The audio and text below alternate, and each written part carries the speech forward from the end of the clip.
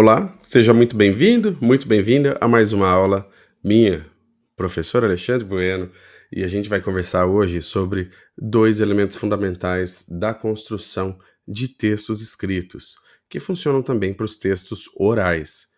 O primeiro ponto é a macroestrutura do texto argumentativo, e depois eu vou falar sobre a macroestrutura do texto narrativo. O que é que tem que ter dentro desses textos para que eles sejam considerados bons textos?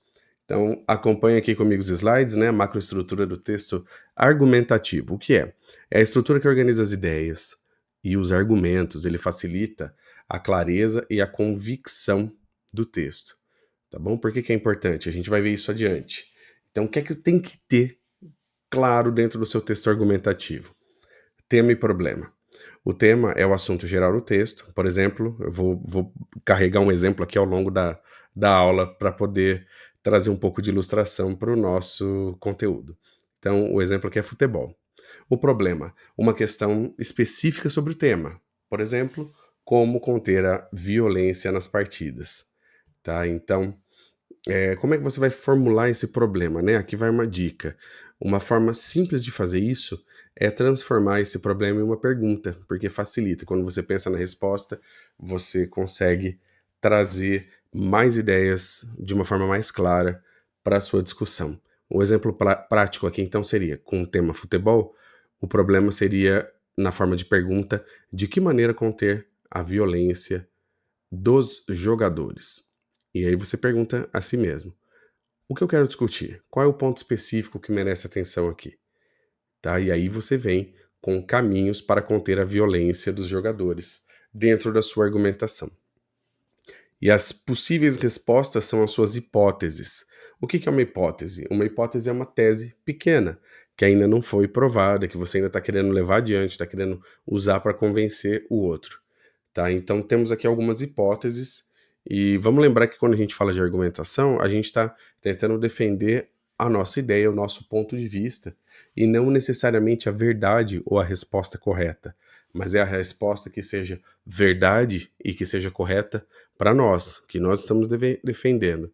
Não quero entrar no âmbito filosófico do que é verdade, mas quero ficar no campo das hipóteses, que são aquelas que a gente vai tratar como possíveis caminhos para solucionar o problema, para resolver, para responder aquela pergunta que nós formulamos dentro da nossa estratégia de argumentação. Então, a hipótese 1 aqui seria: árbitros mais rigorosos conteriam a violência. Então, a primeira forma de conter a violência dos jogadores é aumentar o rigor dos árbitros. Hipótese 2: atos violentos devem virar casos de polícia. Se um jogador agrediu o outro dentro de campo, isso deve ser tratado na esfera da polícia. Tem que fazer todo o trâmite policial e ir para a justiça e tudo mais. Hipótese 3: técnicos devem conscientizar os jogadores. Deve ficar na mão do técnico a função educativa de conscientizar os jogadores. E assim, aqui vem aquilo que eu comentei: nenhuma hipótese é certa ou errada inicialmente. A argumentação não se baseia exclusivamente naquilo que é fato ou verdade. Sabe aquela história que o pessoal fala: contra fatos não há argumentos? Não é por aí que funciona, tá? A argumentação se baseia em construções pessoais da realidade, visões pessoais da verdade, e a verdade é relativa dentro de cada contexto, tá? É por isso que toda vez que existe um caso jurídico, algum problema que vai para a justiça, alguém comete um crime, todo mundo tem direito à defesa. E aí a verdade tem várias faces. O cara que está sendo acusado vai construir uma peça jurídica para se defender, baseada naquilo que é verdade para ele. A pessoa que está fazendo a denúncia vai fazer uma outra argumentação, fazendo um ataque contra esse cara que está sendo acusado. Então, ela está baseada numa outra verdade, mas o fato, aquilo que aconteceu realmente, acaba sendo secundário. Olha que loucura. Parece absurdo a gente pensar assim, mas é assim que funciona o mundo da argumentação. A gente tem argumentos que são baseados na estrutura do real, mas não são necessariamente a realidade. Eles são construções psicológicas e pessoais enviesadas. Elas são parciais, elas são carregadas de opinião, são construções de realidade que a gente usa na argumentação. Por isso a gente cria essas hipóteses. Então não tem certo e errado.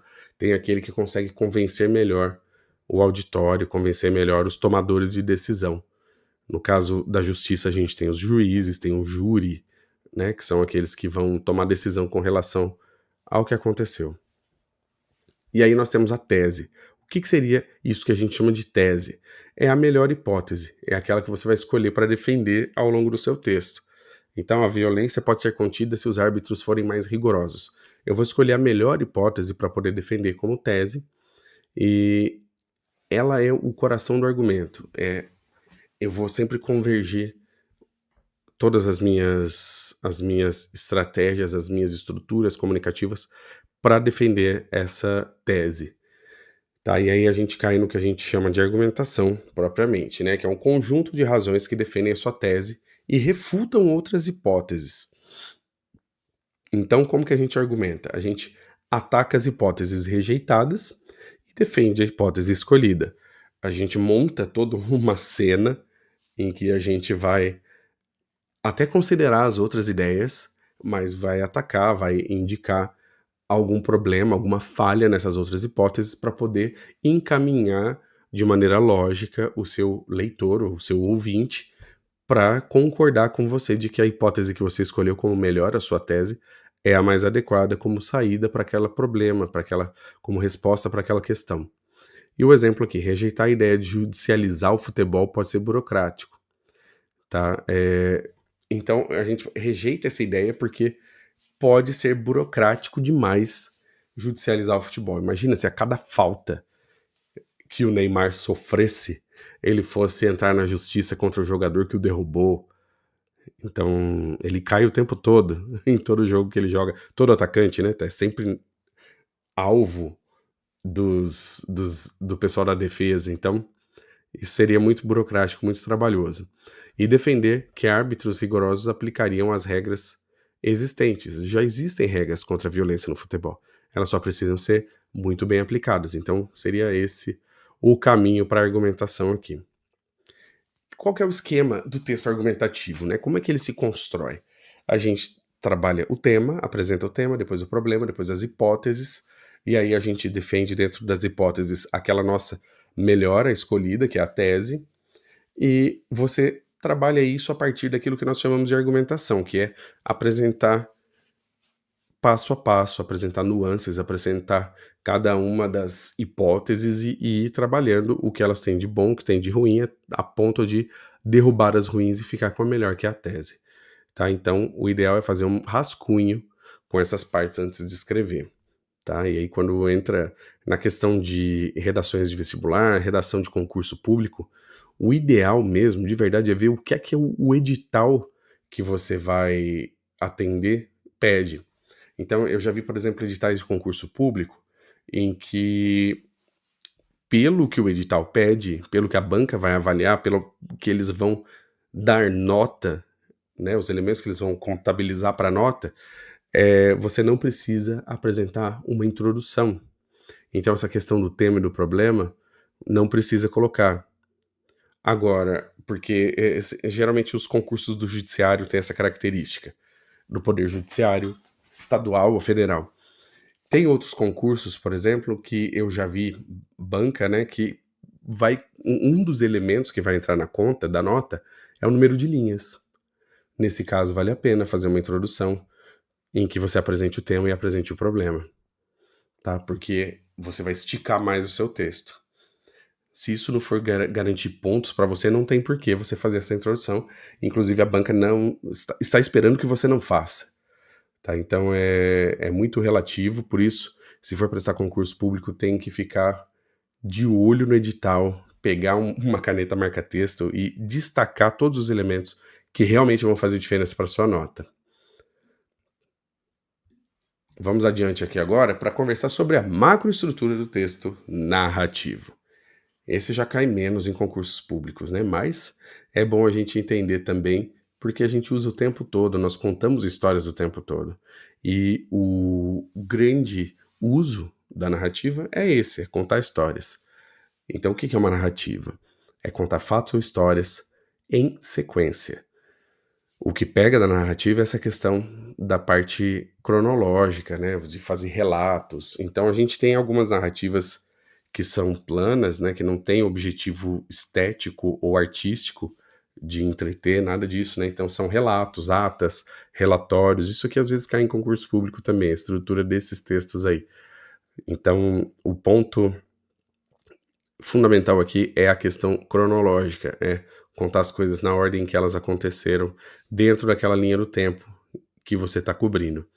E tem a narrativa dramática, que são os enredos, as histórias que são contadas com emoção. Aqui entram também os textos teatrais, então os roteiros de filme, novela, todos eles são narrativas dramáticas. E o que que nós temos dentro dessas narrativas dramáticas, dessas aí que realmente apresentam histórias de forma emocional? Temos aquilo que nós chamamos de plot ou enredo, tá? Hoje em dia o pessoal, dentro dos estudos literários e tudo, tá usando o termo em inglês plot, que é o tradicional aí, né, na literatura internacional. Então, geralmente, nós temos 3 etapas no plot, que a gente consegue enxergar em várias histórias que você conhece por aí. Você tem a situação, a complicação e a solução. Olha só, o rapaz e moça se apaixonam. Você criou ali um cenário. É uma situação. Os pais se opõem, são famílias rivais, ou tiveram algum conflito, alguma coisa assim. E tem uma solução para essa parte da história. Eles fogem e se casam. Então isso aí pode até ser o grande plot, a grande história. E dentro desses grandes plots, a gente tem pequenos plots que vão se apresentando pequenas situações, conflitos e soluções que vão fazendo caminhar o grande plot, né? Então nós temos alguns modelos que sempre se repetem, que já são consagrados, que aparecem muito. É o plot de amor, casal separado que se reencontra. O plot do sucesso, a pessoa que tem ambição e conquista alguma coisa, que atinge um determinado sucesso em alguma coisa dentro da sua história. O plot da Cinderela, que é aquele da transformação social, a menina que tá numa situação muito ruim e consegue superar também, não deixa de ser um pouco do plot do sucesso também. O plot do triângulo, que pode ser amoroso, pode ser máfia, pode ser, enfim, vários tipos de relacionamento, mas em que há um triângulo e há um conflito de interesses ali. O plot da volta, alguém que retorna depois de muito tempo para encontrar uma realidade que é diferente da que ele esperava. E por aí vai, né? Um clássico que a gente sempre vê por aí também é a jornada do herói, que começa numa situação desfavorável, ele supera vários desafios, tem geralmente um vilão que vai contra, e aí há uma complicação, e ele vive uma transformação. Em todos esses plots, na verdade, o que segura o leitor é a jornada de transformação dos personagens, né? Então, ao longo dessas histórias, a gente vê que a gente se apaixona por personagens quando a gente percebe que podemos nos identificar com eles a partir das transformações que nós vivemos junto com eles nas histórias. Então, um exemplo aqui, uma história resumida. Rapaz rico oferece carona à moça pobre. Eles se apaixonam, a mãe do rapaz é contra, durante uma festa some um anel, desaparece o anel, e a suspeita recai sobre a moça, que é pobre, né? Se é pobre, deve ter roubado. Ela recebe um telefonema sobre um acidente do irmão e sai às pressas. E aí, vários outros plots podem se interligar. É aquilo que eu comentei agora há pouco. Plots menores vão se ligando e fazendo carregar o plot maior. E como que a gente organiza uma narrativa? O esquema prático é o seguinte: você vai ter o plot 1, situação 1, complicação 1, plot 2, situação 2, complicação 2, plot 3, situação 3, complicação 3, solução 2. E aí a gente vai intercalando, né? Um plot pode se resolver só no próximo. Então, escrever esse tipo de história realmente é uma arte, tá? Tem estratégia, tem técnica, tem tudo isso, mas exige um pensamento estratégico, uma visão de mundo E, assim, o que acontece? O que complica? Como se resolve? Esse é o pensamento. E eu escutei, eu não me lembro de quem agora, talvez tenha sido de algum professor, mas quando você escreve uma narrativa, você tem a oportunidade de ser Deus por alguns instantes. Eu não tô aqui levando a história pro modo religioso, mas você, dentro do mundo que você constrói na sua história, é você que manda. Você decide quem nasce, você decide quem morre, você decide para onde as pessoas vão, de que modo elas vão viver. Então você tem muita responsabilidade. E tudo isso vai funcionar se for crível, se parecer real. Mesmo que seja em um mundo ficcional, em um mundo fantástico, tem que parecer real dentro daquela realidade.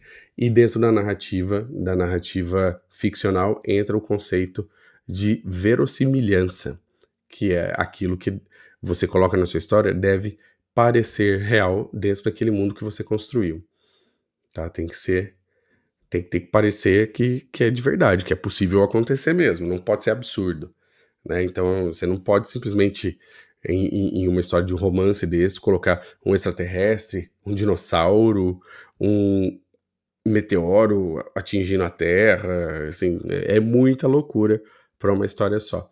E geralmente é esse ponto que divide os escritores mais experientes daqueles que estão começando, né? As pessoas às vezes viajam demais na maionese na hora de escrever e acabam ferindo a verossimilhança de seus textos. E como é que funciona a descrição? Qual é o papel da descrição dentro da narrativa? Ela não é independente, ela serve para ambientar a história, para dar detalhes sobre os personagens e para ajudar a criar, né, ajudar o leitor, na hora que está lendo, a criar imagens mentais das coisas, experimentar sensações táteis, olfativas, visuais. Então, tudo isso a gente constrói a partir da descrição. Então, havia uma grande sala retangular, olha o exemplo. No centro, um piano negro coberto de pó. Então ela deve ser breve e essencial. A descrição deve estar ali, assim como todos os elementos do texto, só deve estar no texto aquilo que tem alguma função clara e intencional. Se você vai fazer uma página descritiva e vai ter um piano preto, alguma coisa na história tem que ter relacionada com esse piano. Senão não teria por que você contar que tinha um piano preto na sala. Ele é irrelevante, ele é só um peso para papel, só um móvel dentro da casa. Tá? Então, se você vai fazer alguma coisa com esse piano, alguém vai tocar esse piano vai inspirar uma memória, porque é um piano antigo, em alguém, vai fazer alguém despertar uma emoção, aí sim, coloca o piano. Se não tem nenhuma função desse tipo, não tem porquê descrever um piano, não tem porquê descrever uma mesa, tá? Ninguém descreve o tapete de uma sala se não tiver uma razão especial para descrever o tapete da sala, senão você só passa por cima dele, tá? E você, quando escreve, guia os olhos do seu leitor, você guia a atenção, você pilota a atenção. Então, é realmente uma missão de ser Deus dentro daquele mundo. Então, você vai guiar a atenção para onde tem realmente importância, para onde tem necessidade de interesse. Então vamos aqui fechar aqui o nosso encontro, né, com a conclusão que o texto argumentativo coerente, ele tem tema, problema, hipóteses, tese e argumentação, e o texto narrativo coerente tem plots bem organizados, bem amarrados uns aos outros, e uma situação, uma complicação e uma solução, e um emaranhado de situações, complicações e soluções são formas, é a forma, na verdade, de construir as narrativas que são envolventes e que realmente prendem os leitores. Então, planejar é a chave para escrever bem. Então, cria as situações, as complicações e as soluções antes de escrever. É um jogo de planejamento mesmo, de fazer um mapa mental da história antes de colocar a história no papel, propriamente. E aqui a referência que eu usei foi o curso de redação do professor Antônio Soares Abreu. Tá bom? Então, nós encerramos por aqui. Quero agradecer a sua atenção, quero agradecer por ter passado esses minutos aqui comigo e nos vemos na próxima aula.